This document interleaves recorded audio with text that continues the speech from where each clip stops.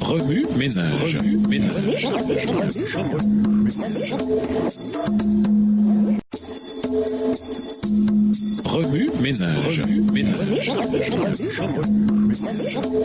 Bienvenue dans votre émission. Remue ménage. Nous voilà à la leçon 3, afin que tous soient un. Je ne prie pas seulement pour eux, mais aussi pour tous ceux qui croiront en moi grâce à leur message. Je prie pour que tous soient un. Père, qu'ils soient unis à nous, comme toi tu es uni à moi et moi à toi. Qu'ils soient un pour que le monde croie que tu m'as envoyé. Jean 17, les versets 20 et 21. Pour être un, nous devons nous unir, pas seulement avec nos amis ou ceux avec qui nous allons à l'église, mais aussi avec tous les autres individus parce qu'ils sont notre prochain. En nous unissant, nous continuerons à croître spirituellement.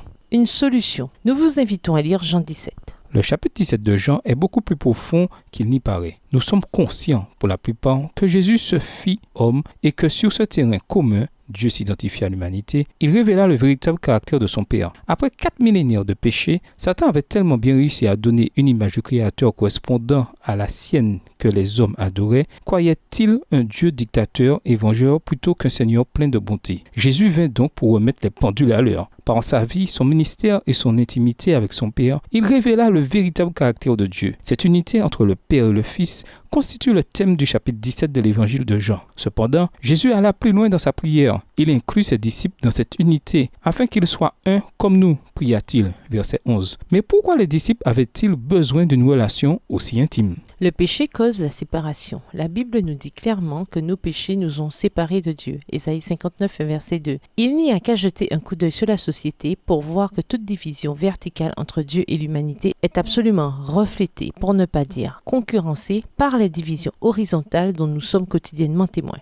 En fait, c'est lors de la construction de la tour de Babel, alors que l'orgueil avait presque littéralement fait son chemin jusqu'au ciel, que Dieu divisa les hommes en confondant leur langage. Ainsi, le péché ne nous sépare pas seulement de Dieu, mais aussi de nos semblables, non seulement par le biais de frontières linguistiques, mais aussi de frontières culturelles, ethniques, économiques et idéologiques. Notre monde magnifiquement polarisé par des opinions, des origines et des perspectives diverses est largement imputable à l'existence du péché. Conservateurs et libéraux, utilisateurs d'Android et d'iPhone ne représentent qu'une bien petite partie de la liste. Ces divisions semblent aussi profondes que la nature humaine et semblent se reproduire partout où elles règnent. Par conséquent, comment Dieu utilise-t-il l'Église pour les résoudre ? Selon un sondage effectué par le Pew Research Center en 2015, l'Église adventiste est enregistrée comme n'étant pas qu'une confession chrétienne diverse sur le plan ethnique, mais plutôt la plus diverse sur le plan racial de tous les groupes religieux majeurs aux États-Unis. Cela laisse entendre